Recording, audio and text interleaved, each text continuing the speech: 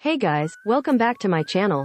For this guide for Boothill, I'll be giving you his best relic, Lightcone's, team comp, rotations, pros and cons, and whether you should pull for him. You can sit back and relax. Don't forget to leave a like and subscribe, it really helps a ton. Do note that his kit is subjected to changes. Basic attack. Deals physical damage equal to 100% of Boothill's attack to a single enemy. Enhanced basic attack. Deals physical damage equal to 180% of Boothill's attack to a single enemy target. For every stack of pocket trickshot, deals an additional hit with physical damage equal to 20% of Boothill's attack to the target. This attack cannot regenerate energy. Fanning the hammer cannot recover skill points and can only target the enemy currently with standoff. Skill. Activate standoff for both Boothill and a target enemy, lasting for 2 turns. When there are no enemy targets on the field that have standoff and can be attacked, dispel this effect. When in standoff, the enemy target is taunted. Boothill cannot use his skill and his basic attack is enhanced. When in standoff, the enemy target Boothill receives 30% and 15% more DMG when attacked by the other unit.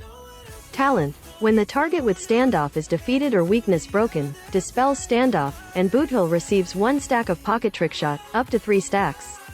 While using enhanced basic attack, if the enemy is weakness broken, deals break damage equal to 56% of Boothill's physical break DMG to this target for every stack of pocket trickshot, based on the target's max toughness.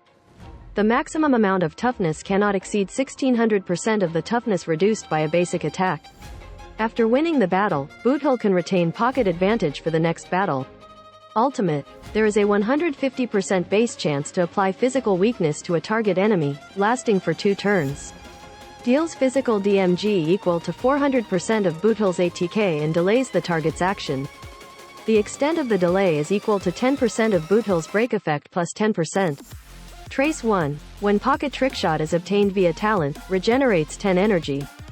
This effect will also be triggered when obtaining pocket trickshot stacks that exceed the max. Trace 2. Decreases the DMG this character receives from targets not in standoff by 30%. Trace 3. Increases crit rate and crit damage equal to 10% to 50% of break effect.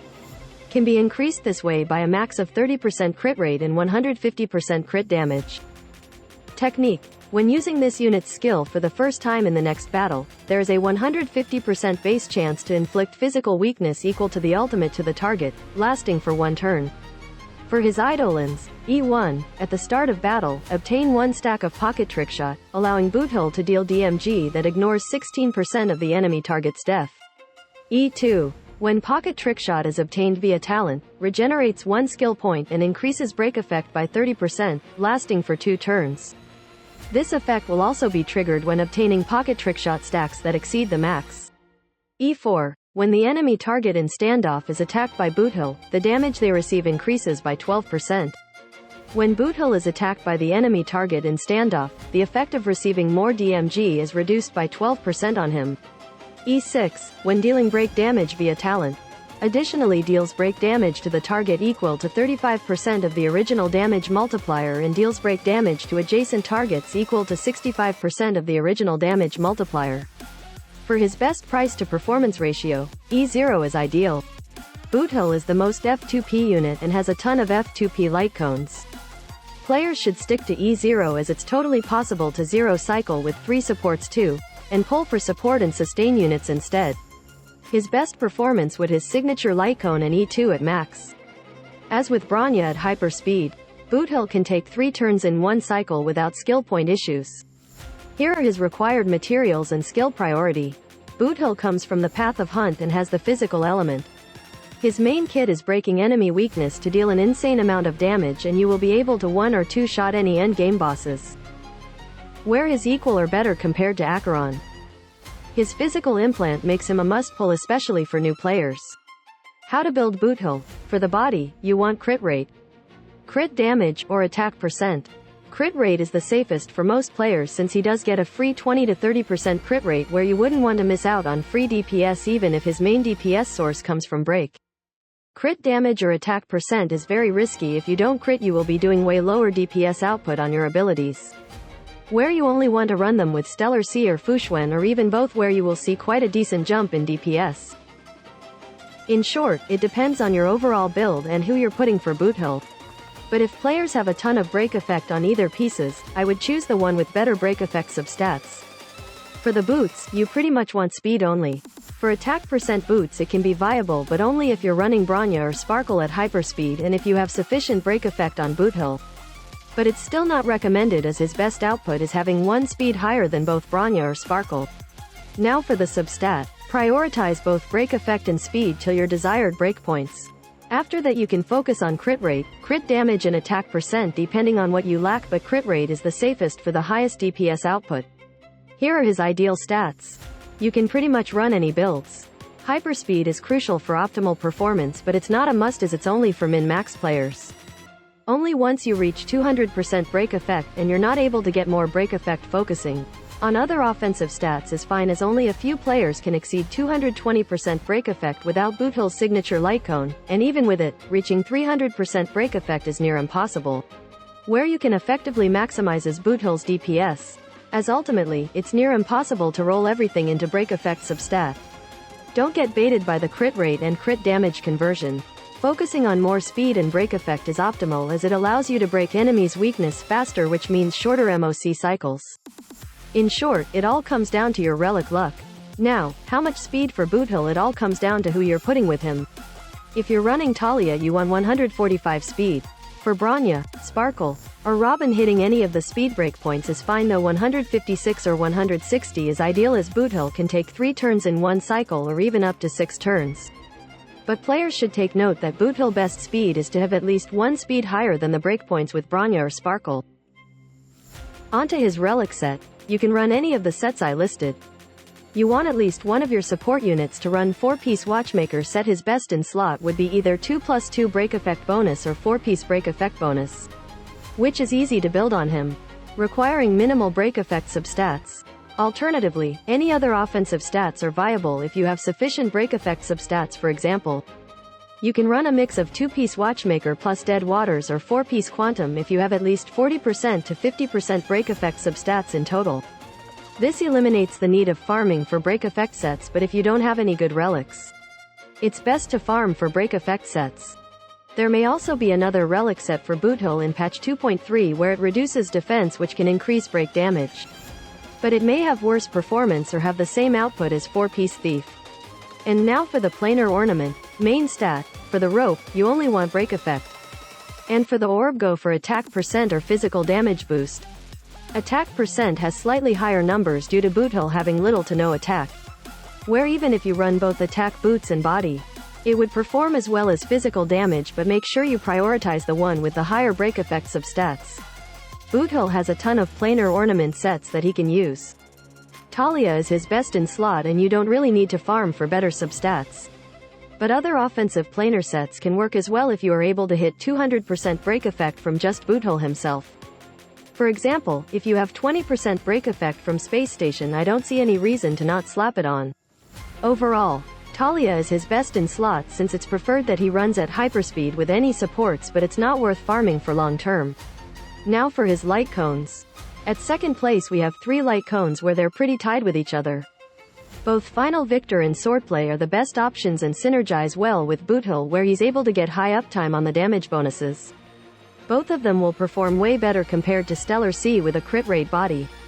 Stellar C has that 16% base crit rate and Boothill kills enemies really quickly where you're able to get that high uptime buff and is able to perform better than both Swordplay and Final Victor if you're running crit damage or attack percent body instead, though running Fuxuan is preferred. Main downside of this LC is facing single target scenarios which will have massive downtime on the attack bonus. At first place, it's Boothill's signature Lightcone. Increases the wearer's break effect by 60% and break DMG dealt by the wearer ignores 20% of the target's defense. When the wearer hits an enemy target, the target receives 1% more damage. This effect can stack up to a maximum of 6 stacks and is only effective on the most recent target hit by the wearer. Here are the DPS calculations, but players should take note that this only matters if you aren't running Boothill's signature Lightcone, as higher DPS multipliers for his abilities are just a nice bonus. Now if players have all 3 Lightcones, I do strongly recommend Swordplay or Final Victor, as in the future with Jiaoqiu coming out, He will be Boothill's best sustain unit, but Stellar C is an easy free S5. Honestly, any Lightcone will do fine as long as you have them at S5. For his best supports, I won't be putting any numbers, as they can all provide the same number of cycle clears for your MOC runs.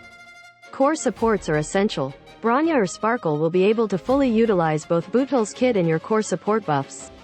Ruan Mei's Respen has the highest scaling for break effect damage, where 25% Respen equals to 25% more DPS.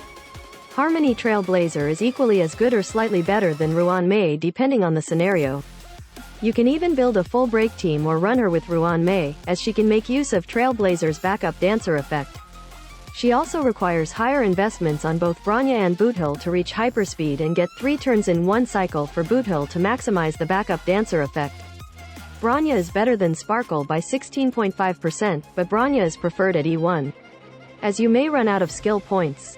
If you have Bronya at E2, it's even better.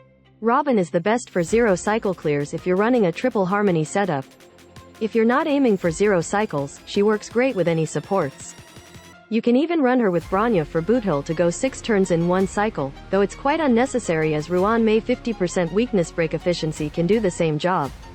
Both Silverwolf and Pella can increase break damage by at least 20%, but Boothill wants to take as many turns as possible to do weakness break. So, for that, debuffers are at a minus tier. But they're both good F2P options. And now for his team comp and rotations. I'll just do a speed run as I have pretty much covered everything I wanted to say in the support section. Players can skip this section if they want to. His most popular team comp will be Ruan Mei or Trailblazer with Bronya or Sparkle. Players should take note that it's not a must to run hyperspeed. Another team comp you can run is Trailblazer with Ruan Mei, but you want Boothill's speed to be at 147 at minimum. 156 or 160 speed is highly recommended. For Robin, I do feel that she's wasted on Boothill unless you're aiming for 0 cycle clears, but she can work almost as well as Bronya or Sparkle for Ruan Mei and Trailblazer. For Boothill pros and cons. Pros: Triple S tier, most F2P unit. Physical element implant. Not as SP heavy. Easy to use compared to other DPS units. Highest single target DPS in the game even over Acheron, where he can one-shot bosses and have the same or shorter MOC clears. MOC killer. Universal where you're able to run most support units. Good design. Has potential with future units. Cons: bad for events. Pure fiction. Not a problem as you can just build Herta. If you have Silver Wolf to make a semi-mono quantum team, you don't need Boothill. Not needed for older players, as they already have almost or all DPS unit with every element. So should you pull for Boothill? If you're planning to pull for Firefly's E1? No. If you can clear MOC 12 already? No. If you're a new player or you need a DPS to clear one side of MOC? Yes, definitely. If you like his design? Yes. For his pull rating, I would give him a 10 out of 10. Why? It's because of how E0 F2P friendly he is at E0. He doesn't even need him with S1 and players don't have to pull for every other DPS unit's elements due to his physical implant. Where players will have the option to pull for who they like instead of who they need to clear MOC, he also has one of the highest DPS in the game, making both seal and ratio look like crap. And has the best flexibility for a DPS unit, allowing you to run almost any support unit with him, unlike Acheron. Do let me know your thoughts down below for Boothill and if you're pulling for him. Make sure to leave a like and subscribe, it really helps out a ton. And that's it for this guide.